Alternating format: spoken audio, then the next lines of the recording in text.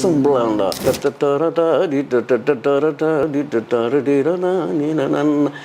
പണ്ട് എപ്പോഴോ കേട്ടുള്ളൊരു ഇതുണ്ട്, ഒരു എന്താ പഞ്ചാബി സോങ് അങ്ങനെ. അപ്പോൾ അത് വേറെയാണ്. പക്ഷേ ആ പാറ്റേണും കാര്യങ്ങളൊക്കെ എൻ്റെ മനസ്സിലേക്ക് ഓടി വന്നു. ചില പാട്ടുകളൊക്കെ ഷൂട്ടിങ് കഴിഞ്ഞിട്ട് എടുക്കാമെന്ന് മാറ്റി വയ്ക്കും, എടുക്കാമെന്ന് വിചാരിച്ചിട്ടേ. ഷൂട്ടിങ് കഴിയുമ്പോഴേക്കും പ്രൊഡ്യൂസറിൻ്റെ കയ്യിൽ കാശുണ്ടാവില്ല. അപ്പോൾ ഉള്ളത് കൂടെ തട്ടി കൂട്ടേണ്ടി വരും. അങ്ങനെ കുറേ പടങ്ങൾ സംഭവിച്ചിട്ടുണ്ട്. കുറേ നല്ല പടങ്ങൾ ആരും കേൾക്കാതെ പോയിട്ടുണ്ട്.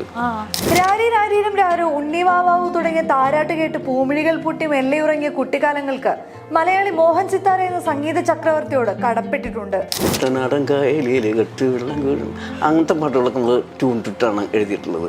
ബ്ലസ്സി പറഞ്ഞു, മോൻ നമുക്ക് ലാലിനെ കൊണ്ട് ഇതൊന്ന് പാടിച്ചാലാനായിട്ട്. പുള്ളിയാകുമ്പോൾ ആ സിറ്റുവേഷനെ കുറച്ചും കൂടെ ആപ്റ്റാവില്ല എന്ന് പറഞ്ഞു. അത് പുള്ളി റഫായിട്ടാണ്, കറക്റ്റായിട്ട് പഠിച്ചിട്ടുണ്ടായിരുന്നില്ല. പുള്ളി തിരക്കിലുമായിരുന്നു അന്ന്.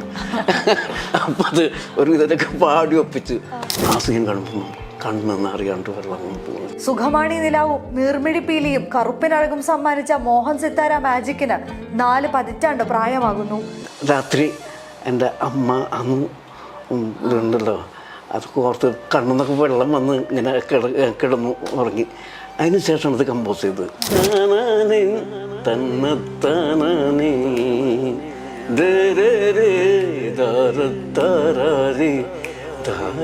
ക്ലാസും ഫോക്കും തുടങ്ങി മോഹന സംഗീതം ശിശിരകാലങ്ങൾ സമ്മാനിച്ച് ഒഴുകിക്കൊണ്ടേയിരിക്കുകയാണ്. കടന്നുപോയ കാലത്തേക്ക് സംഗീതജ്ഞനൊപ്പം നമുക്കും പോയി വരാം. മോഹൻ സിത്താര എന്നുള്ള പേരിന്റെ കൂടെ ആളുകൾ ഏറ്റവും കൂടുതൽ കണക്ട് ചെയ്യുന്ന ഒരു പക്ഷേ താരാട്ടുകളായിരിക്കും. രാരീരം രാരോ മുതൽ ഇതളൂർന്ന് വീണ അതിൽ പോലും ഒരു താരാട്ടിന്റെ സ്പർശം ഉണ്ടാവുന്നുണ്ട്. താരാട്ടുമായിട്ട് സാറിന് പ്രത്യേക ഒരു ബന്ധമുള്ള പോലെ തോന്നിയിട്ടുണ്ട്, ശരിയാണോ? എൻ്റെ ചെറുപ്പകാലം അതായിട്ട് കണക്ട് ചെയ്യും ഭയങ്കരമായിട്ട്. നമ്മുടെ ഒരാളുടെ മനസ്സ് എപ്പോഴും പണ്ട് ഉണ്ടായ എന്തോ സംഭവം അത് നമ്മുടെ മനസ്സിനകത്ത് എന്നും ഉണ്ടാവും.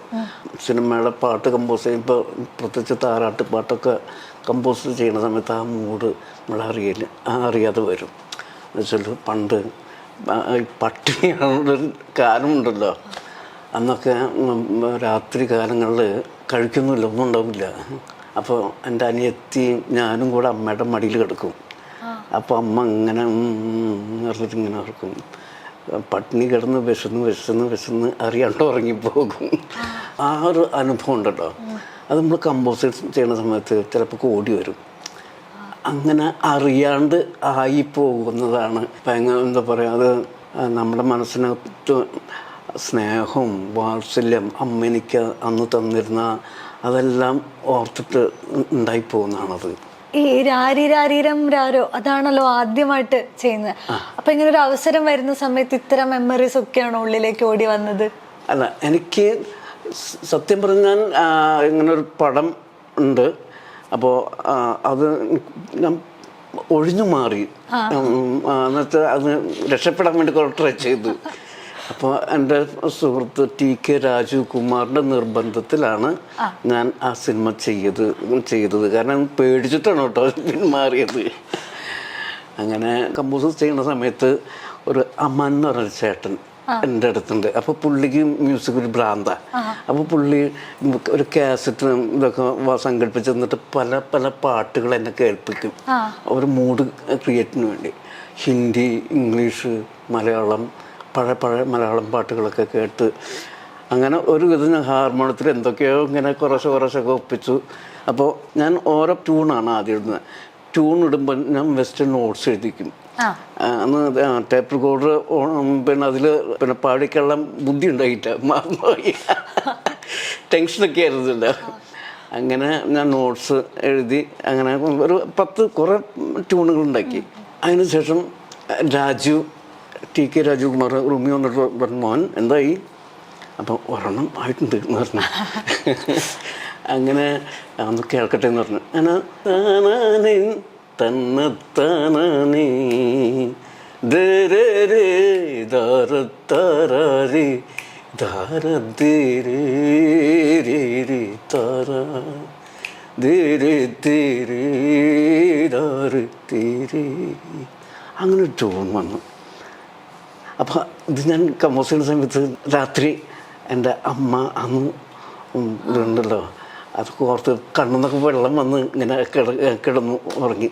അതിന് ശേഷമാണ് ഇത് കമ്പോസ് ചെയ്തത്. അപ്പോൾ രാജു പറഞ്ഞു ഇത് കുഴപ്പമില്ലല്ലോ.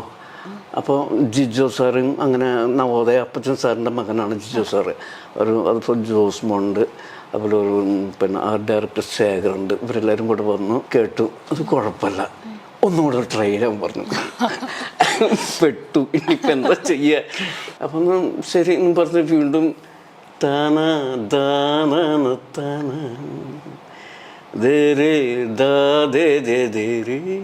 അപ്പോൾ അങ്ങനെ ട്യൂണാക്കി വീണ്ടും വന്നു കേട്ടു. ഓക്കെ, അടിപൊളിയായി. ഇനി ഞാൻ പുതിയ ആളാണ്, അപ്പോൾ അറിയപ്പെടുന്ന ഒരാൾ ഇതിൻ്റെ ലെക്ചർ എഴുതണം. അങ്ങനെ ഒരു ONV സാറിനെ വിളിക്കുന്നു. ONV സാറ് വന്ന് ആ ട്യൂണൊക്കെ കേട്ട് പുള്ളിക്ക് ഭയങ്കരമായിട്ട് ഇഷ്ടപ്പെട്ടു. അങ്ങനെ പുള്ളി ട്യൂണിന് വരികളൊക്കെ എഴുതി പാടി നോക്കി. അപ്പോൾ ചില സ്ഥലങ്ങളൊക്കെ അടിക്കുന്നുണ്ട്, നമ്മൾ ഉദ്ദേശിക്കാൻ വളവൊന്നും കിട്ടുന്നില്ല. അപ്പോൾ അത് പുള്ളിയെല്ലാം കറക്റ്റ് ചെയ്ത് പാട്ട് ഫുള്ളായിട്ട് കഴിഞ്ഞു. അതിനുശേഷം പിറ്റേന്ന് രാവിലെ ജിജോ സാറ് പറഞ്ഞു, മോഹൻ നമ്മൾ കുറേ ആളുകളൊക്കെ ഉണ്ട്, അവരൊന്ന് കേൾപ്പിക്കണം എന്ന് പറഞ്ഞു. അങ്ങനെ പിറ്റേ ദിവസം അവിടുത്തെ പറമ്പിലെ പണിക്കാരും അങ്ങനെ എന്താ പറയുക, നമ്മുടെ ഓഫീസിൽ വർക്ക് ചെയ്യുന്ന എല്ലാവരും കൂടെ ഒരു 10-30 പേരോടുണ്ടാവും. അങ്ങനെ ഞാൻ ഹാർമോണിയൊക്കെ അടിച്ച് പാടി എല്ലാവർക്കും ഭയങ്കര ഇഷ്ടപ്പെട്ടു. കാരണം അവരങ്ങനെ ചെയ്യുന്നത് എന്താണെന്ന് പറയാം, സാധാരണക്കാരന് പോലും ഇഷ്ടപ്പെടണം. അതുകൊണ്ടാണ് അവരങ്ങനെ ചെയ്തത്. അതുകൊണ്ടാണ് ആ പാട്ട് ഇത്രയും പോപ്പുലറായി മാറിയത്.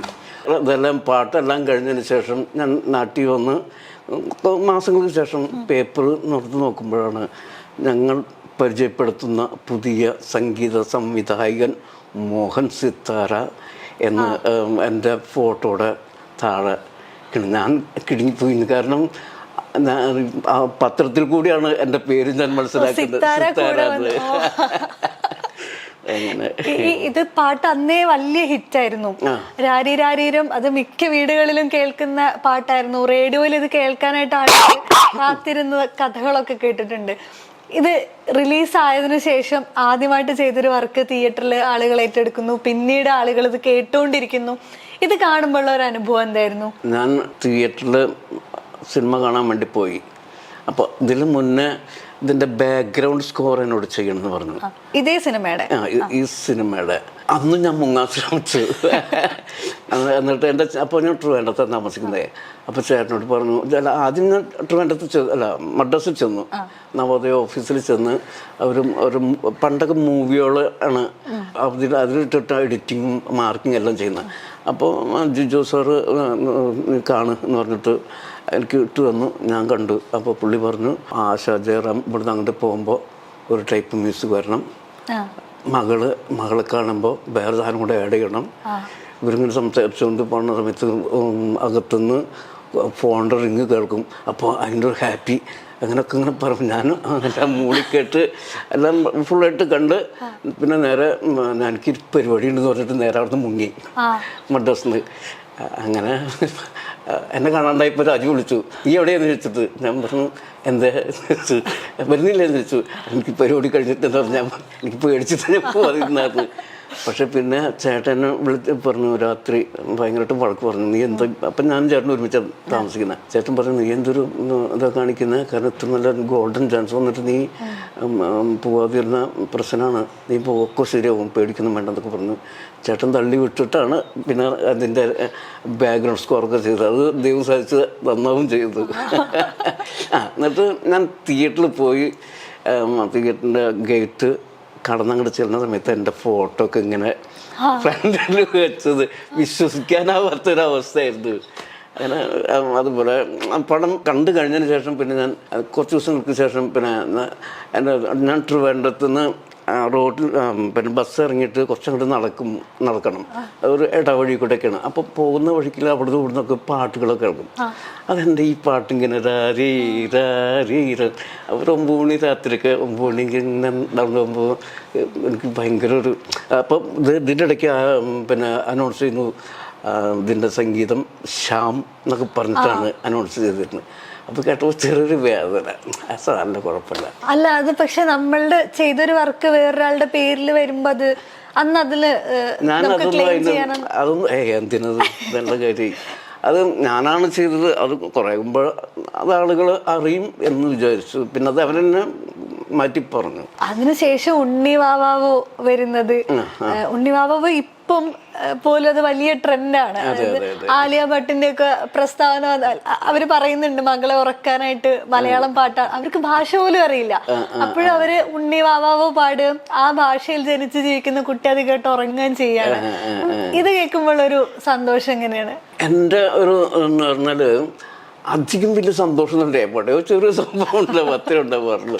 പക്ഷെ ഉണ്ണിവാവാവോ എന്നുള്ള ട്യൂണിൽ അല്ലെങ്കിൽ ആ പാട്ടിൽ തന്നെ ഭയങ്കര ഒരു എന്താ പറയുക, ഒരു ആത്മബന്ധം അതിനകത്തുണ്ട്. ഒരു അമ്മ മകൾ അല്ലെങ്കിൽ അച്ഛൻ പിന്നെ അമ്മ അവരുടെയൊക്കെ സ്നേഹബന്ധമുണ്ട്. ഇപ്പം എൻ്റെ രാജീരം ഓക്കെയാണ്. പക്ഷെ അതിലും കൂടുതൽ ഇഷ്ടം സ്നേഹമൊക്കെ കൂടുന്നത് ഈ ഇതിലാണ്, ഉണ്ണിവാവാവോ എന്ന പാട്ടുകൾ. പിന്നെ അതിൻ്റെ വരികളും ഉണ്ണിവാവാവോ പൊന്നുണ്ണിവാവാവോ വളരെ സിമ്പിളാണല്ലോ. എന്ന് വെച്ചുള്ളൊരു എത്ര കുഞ്ഞു കുട്ടിക്ക് പോലും പറ്റാവുന്ന വാക്കുകളാണ്. അതേപോലെ വളരെ സിമ്പിൾ.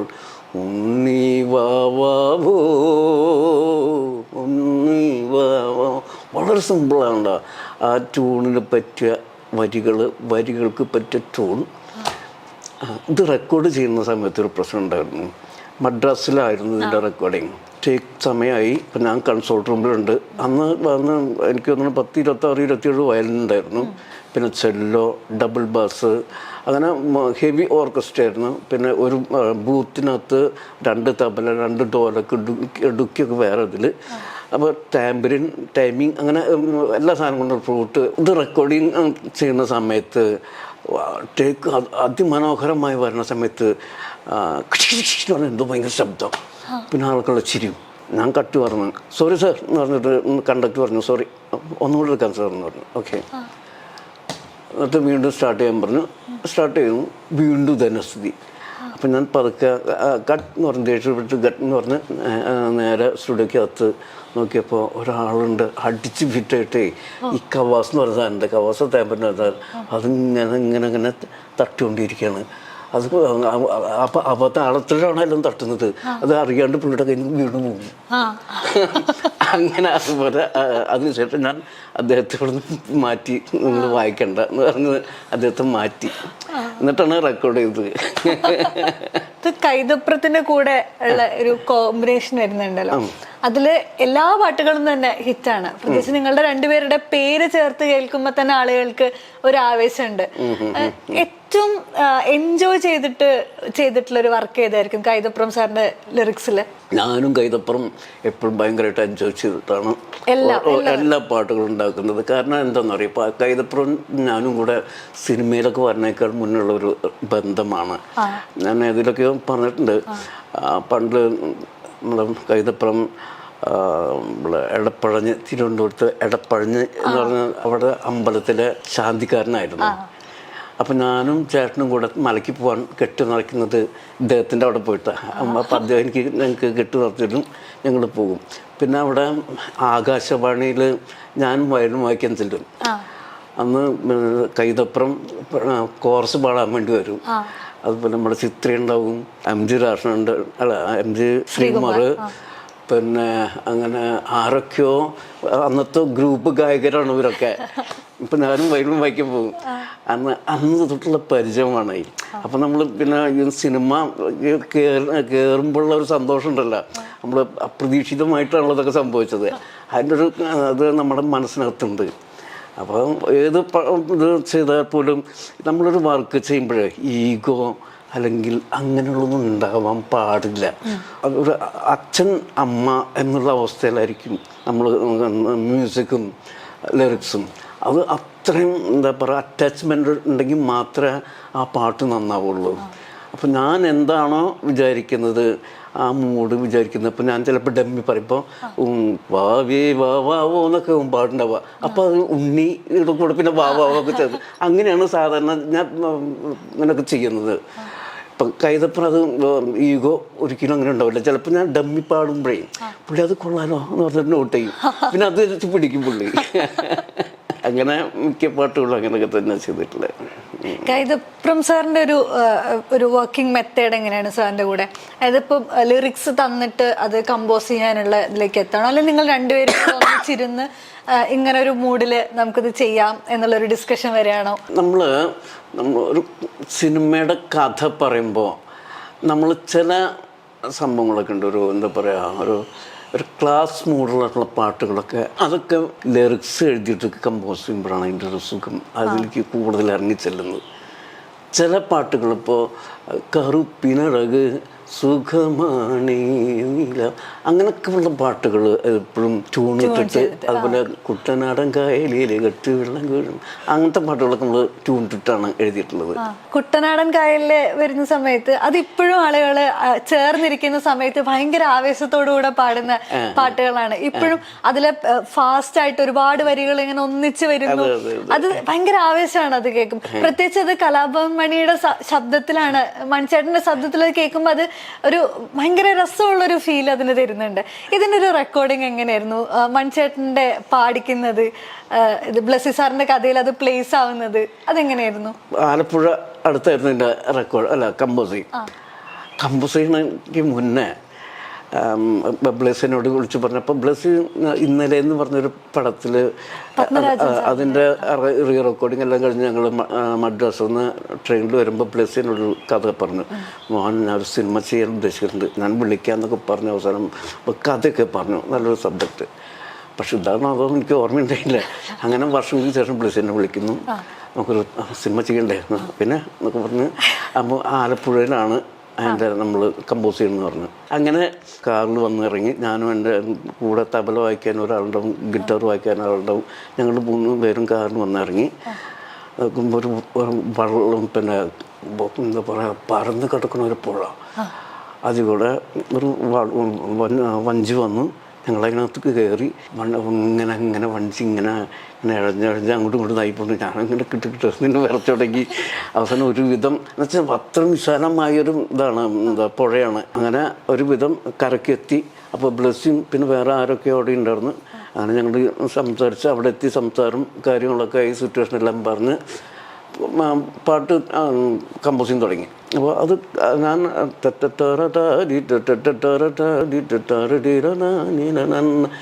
പണ്ട് എപ്പോഴോ കേട്ടുള്ളൊരു ഇതുണ്ട്, ഒരു എന്താ പഞ്ചാബി സോങ് അങ്ങനെ.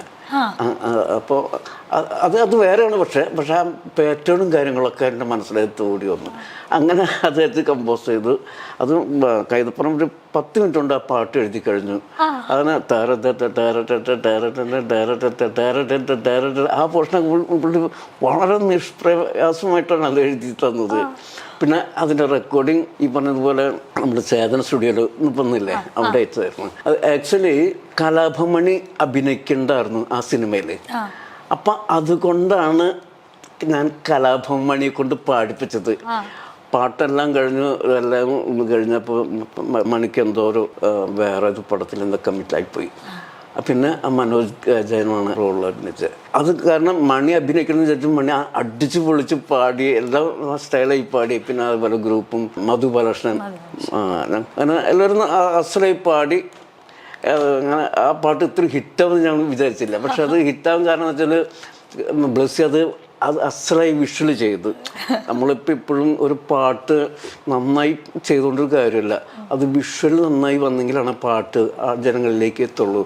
ഇപ്പോൾ പല ഡയറക്ടേഴ്സും എന്നോട് കമ്പോസിങ്ങിന് മുന്നേ പറയും, മോൻ നമ്മൾ ഈ സീനുണ്ടല്ലോ, ഈ പാട്ട് നമ്മൾ ഇന്ന സ്ഥലത്താണ് എടുക്കുന്നത്, അതിങ്ങനെ 4-5 ക്യാമറ വെച്ചിട്ട് അങ്ങനെ ഇങ്ങനെയൊക്കെ പറഞ്ഞ് പങ്കെടുത്ത് നമ്മൾ ഒരു കയറ്റു. നമ്മൾ നല്ല രീതിയിലേക്ക് കമ്പോസിങ് കഴിയും. പിന്നെ റെക്കോർഡിങ്ങിന് പടം നമ്മുടെ അടുക്കിലേക്ക് വരുമ്പോഴാവും കൂതറായി പോയിണ്ടാവും. അപ്പോൾ അത് അവരും പറയാൻ പറ്റില്ല. കാരണം എന്തെന്ന് പറയുക, ചില പാട്ടുകളൊക്കെ ഷൂട്ടിങ് കഴിഞ്ഞിട്ട് എടുക്കാമെന്ന് മാറ്റി വയ്ക്കും, എടുക്കാമെന്ന് വിചാരിച്ചിട്ടേ. ഷൂട്ടിങ് കഴിയുമ്പോഴേക്കും പ്രൊഡ്യൂസറിൻ്റെ കയ്യിൽ കാശുണ്ടാവില്ല. അപ്പോൾ ഉള്ളത് കൂടെ തട്ടി കൂട്ടേണ്ടി വരും. അങ്ങനെ കുറേ പടങ്ങൾ സംഭവിച്ചിട്ടുണ്ട്. കുറേ നല്ല പാട്ടങ്ങൾ ആരും കേൾക്കാതെ പോയിട്ടുണ്ട്. അതിലേതെങ്കിലും ഇപ്പൊ ചെയ്യാൻ പറ്റിയിരുന്നില്ല, ഇപ്പൊ റിലീസ് ചെയ്യാൻ പറ്റിയിരുന്ന അങ്ങനെയൊക്കെ തോന്നിയിട്ടുണ്ടോ? അന്ന് ചെയ്ത് ഇറക്കാൻ പറ്റാതിരുന്ന പാട്ടുകളിലേതെങ്കിലും? എനിക്ക് ഓർമ്മയില്ല മോളെ. ഒരുപാട് നല്ല പാട്ടുകൾ അന്ന് ഞാൻ ചെയ്തിട്ടുണ്ട്. പക്ഷേ കുറേ പടങ്ങൾ ഇറങ്ങാതെ പോയിട്ടുണ്ട്, കുറേ പടങ്ങൾ ഓടാതെ പോയിട്ടുണ്ട്. അങ്ങനെ സംഭവിച്ചിട്ടുണ്ട്. പിന്നെ കുറച്ച് പടങ്ങൾ മാത്രമാണ് എല്ലാവരും കേട്ടിട്ടുള്ളതും ഹിറ്റായ പടങ്ങളും മാത്രം.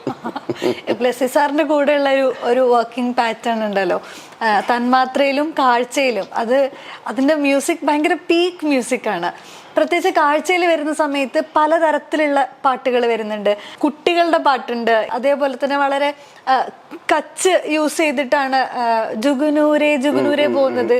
പലതരത്തിലുള്ള ഫ്ലേവേഴ്സിനെ ഒന്നിച്ച് കൊണ്ടുവരാണല്ലോ. ഇത് എങ്ങനെയാണ് നമ്മൾ തീരുമാനിക്കുന്നത്?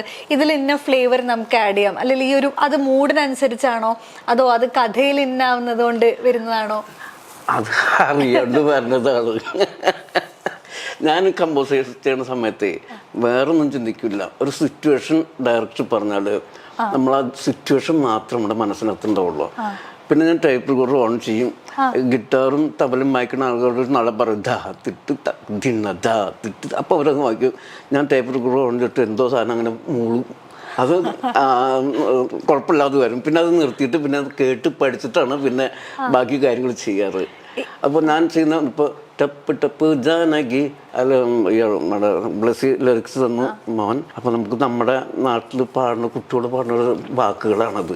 ഇത് വെച്ചിട്ട് നമുക്ക് സംഭവം ചെയ്യുമെന്ന് പറഞ്ഞു. കമ്പോസിങ് കഴിഞ്ഞു. പിന്നെ അന്ന് എൻ്റെ മോളും കൊച്ചു മക്കളാണ്. അപ്പോൾ അങ്ങനെയാണ് ഞാൻ എൻ്റെ മക്കളാണ് ഈ പാട്ട് പാടിയത്.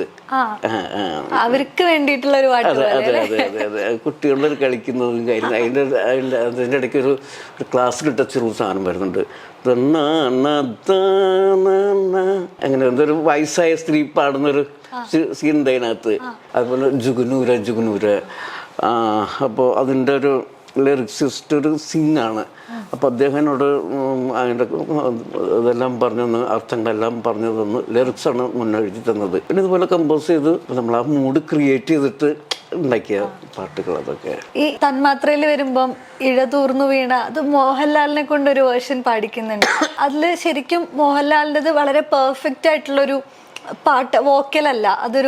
നമുക്ക് ശരിക്കും അത് കേൾക്കുമ്പോൾ ഒരു അൽഷിമേഴ്സ് രോഗി അയാളുടെ ഏറ്റവും വീക്കായിട്ട് നിൽക്കുന്ന ഒരു സമയത്ത് അയാൾ പാടുന്ന വിറയിലുള്ള പാട്ട് പോലെ തോന്നും. ഇതൊരു ഡെലിബറേറ്റ് ആയിട്ട് നിങ്ങൾ മോഹൻലാൽ ഇങ്ങനെ പാടണം എന്നുള്ളൊരു തീരുമാനമാണോ? അത് ബ്ലെസ്സിയാണ് അതിൻ്റെ ഒരു എന്നുവെച്ചാൽ ആദ്യം ഞാൻ ജയേട്ടനെ കൊണ്ട് പാട്ടൊക്കെ പാടിച്ച് എല്ലാം ഓക്കെ ആയി. അപ്പോൾ ബ്ലെസ്സി പറഞ്ഞു മോൻ നമുക്ക് ലാലിനെ കൊണ്ട് ഇതൊന്ന് പാടിച്ചാലോന്ന് പറഞ്ഞു. പുള്ളിയാകുമ്പോൾ ആ സിറ്റുവേഷനെ കുറച്ചും കൂടെ ആപ്റ്റാവില്ല എന്ന് പറഞ്ഞു. ഓക്കെ എന്ന് പറഞ്ഞു. അങ്ങനെ ഞാൻ പാടി. അത് പുള്ളി റഫായിട്ടാണ് കറക്റ്റായിട്ട് പഠിച്ചിട്ടുണ്ടായിരുന്നില്ല. പുള്ളി തിരക്കിലുമായിരുന്നു അന്ന്. അപ്പം അത് ഒരു ഇതൊക്കെ പാടി ഒപ്പിച്ച്.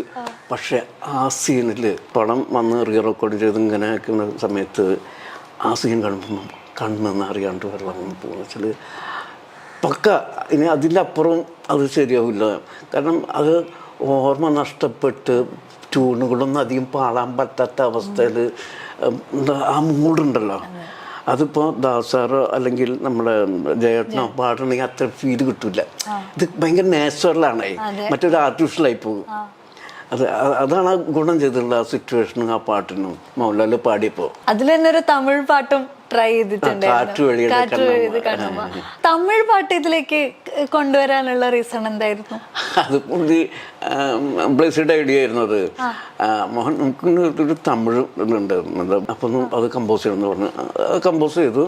അതിലൊക്കെ പുതിയ ആളുകളെ വെച്ചുള്ള ഫീമെയിൽ വോയിസ്, ഒരു ഷീല മണി എന്ന് പറഞ്ഞൊരു കൊച്ച്.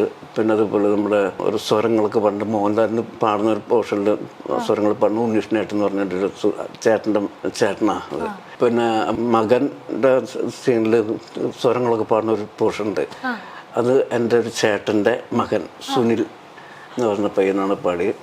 അങ്ങനെ അതെല്ലാം കൂടെ കുഴപ്പമില്ലാത്ത നല്ല രീതിയിൽ ഒരു വെറൈറ്റി ആയിട്ട് വരും ചെയ്തത്. പക്ഷെ പിന്നീടാണ് അറിയണത് ഇതുപോലൊരു തമിഴ് പാട്ട് വേറെ കമ്പോസ് ചെയ്തിട്ടുണ്ടെന്ന്. ഇത്തരം എലമെന്റുകളിൽ ഇവിടെ ഒരു മ്യൂസിക് കമ്പോസ് ചെയ്തതിന് ശേഷം അത് റിലീസായതിനു ശേഷം അറിയണം ഇതിന് പലതരത്തിലുള്ള സാമ്യതകൾ. ഇപ്പൊ അണ്ണാറക്കണ്ണ എന്ന് പറയുന്ന പാട്ട് ഇപ്പം ആളുകൾ ഇതിന് മറ്റൊരു പാട്ടുമായിട്ട് സാമ്യതയുണ്ടല്ലോ എന്നൊക്കെ തരത്തിലുള്ള സംസാരിക്കാറുണ്ട്. പക്ഷെ ഇതേപോലെ തന്നെ മുന്നേ വന്നൊരു തമിഴ് പാട്ടിന് സാറ് മുന്നേ ചെയ്തിട്ടുള്ള ഒരു പാട്ടുമായിട്ടുള്ള സാമ്യത ഉണ്ടായിട്ടുണ്ട്. ഞാനൊരു കാര്യം പറയട്ടെ, ഇപ്പോൾ ഇതൊക്കെ മനുഷ്യനെ അറിയാണ്ട് വരുന്നതാണ്.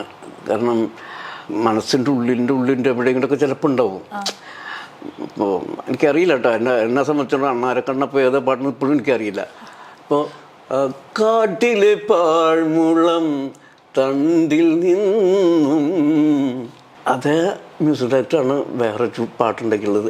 കനകസിംഹാസനത്തിൽ കയറിയിരുന്നവൻ, അത് വേറെ മ്യൂസിക് ഡയറക്ടർ അത് വേറെ പാട്ടാക്കിയിട്ടുണ്ട്. സൂര്യകിരീടം ഇതൊക്കെ അറിയാണ്ട് വരാണ്, അല്ലാണ്ട് ഒരു കരുതി കൂട്ടി ഉണ്ടാക്കുന്നതല്ലത്.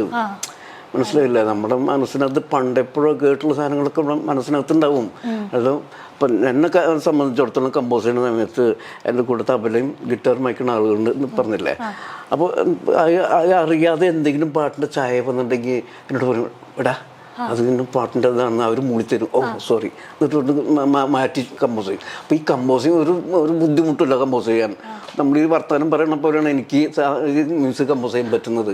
അപ്പോൾ സപ്പോസ് എന്തെങ്കിലും എവിടെയും ചായ ഉണ്ടെങ്കിൽ അത് കയറി പിടിച്ച ആളുകൾ അത് മറ്റേത് മോട്ടിച്ചതെന്നൊക്കെ പറഞ്ഞിട്ട് കൊലാക്കും. അല്ല, ഇപ്പൊ പ്രത്യേകിച്ച് സോഷ്യൽ മീഡിയ വരുന്ന സമയത്ത് ആളുകൾ പലതരത്തിലുള്ള പാട്ടുകൾ കേൾക്കുന്ന കൂടെ ഉണ്ടല്ലോ. പണ്ട് നമ്മൾ അത്രയും പാട്ടുകൾ നമുക്ക് അത്ര എക്സ്പോഷറിൽ നമ്മൾ കേൾക്കുന്നുമില്ല. പക്ഷെ ഇപ്പൊ ആളുകൾ കുറെ പാട്ടുകൾ കേൾക്കുകയും അത് സ്വാഭാവികമായിട്ടും അതിലുണ്ട്. ഇപ്പം തമിഴില് വന്നിട്ടുള്ള ഒരു പാട്ടിന് സാറിന് മുന്നേ ചെയ്തിട്ടുള്ള ഒരു പാട്ടുമായിട്ട് ബന്ധമുണ്ട് എന്ന് പറഞ്ഞിട്ട് റഹ്മാന്റെ പാട്ടും